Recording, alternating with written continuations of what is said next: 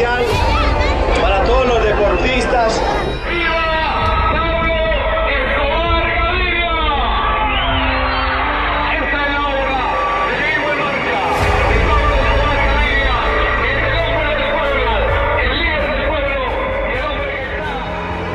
En Antioquia todos conocen las inversiones en el campo de la industria, en el campo de la ganadería y en el campo de la construcción. I thought my father was a successful businessman, but it turns out that he was a British MI6 secret agent. Nunca he tenido vinculación con el narcotráfico. Siempre he asegurado que mi dinero no tiene vínculos con él. And on top of that, if you think that's amazing, it turns out I was adopted and my real father was the world's most notorious drug lord.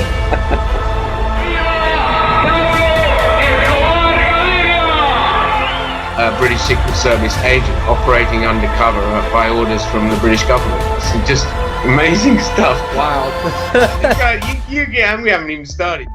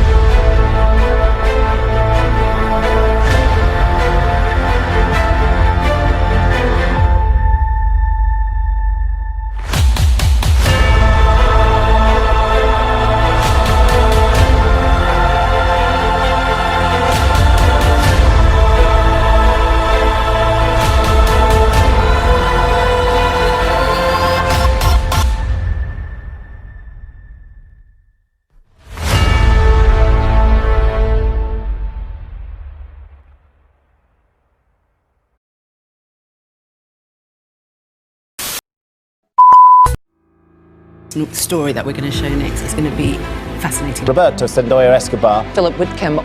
It's quite something. It's about a boy whose life was turned upside down when he discovered that his true identity. Roberto Sendoya Escobar, raised as Phillip Witcomb, joins me now from Mallorca.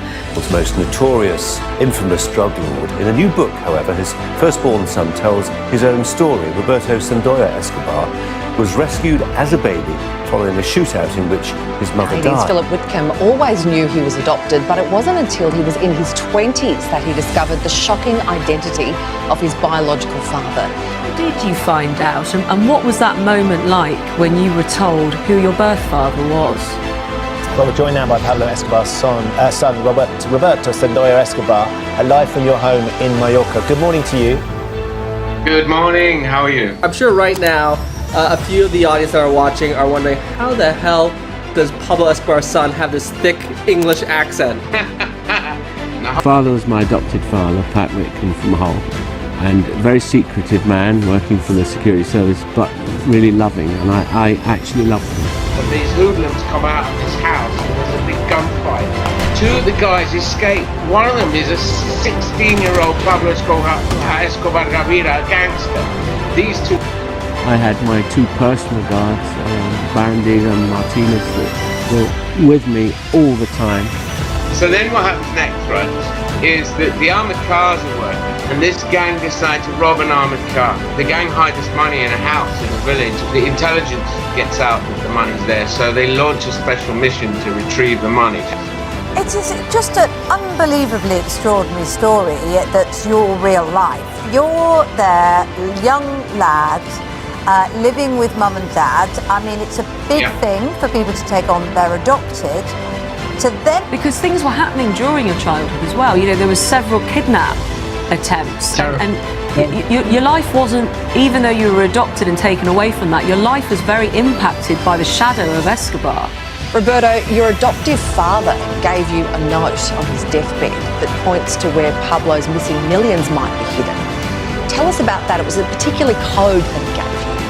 Probably what he would have done. I would imagine it's close to $1 billion worth of bullion and barra bonds and that sort of thing. And it's in 5 different locations the world, and I haven't quite been able to work out that yet. So I put the codes in the book and, let the world discover it. I don't want the money. Go and find it and put it to good use, guys. So there's a treasure hunt in the book. Absolutely incredible. Just one final thought. I know you as an artist, you're known as Phillip Witcomb. Which name do you prefer to go by? One that tells the story of your life, or that? Yes, I've got. It's basically I've got two lives and two names. It's not a problem. I've been called a lot worse than Phillip Witcomb in my time. Well, we very much appreciate you joining us today with your story. Thanks ever so much. Thanks a lot.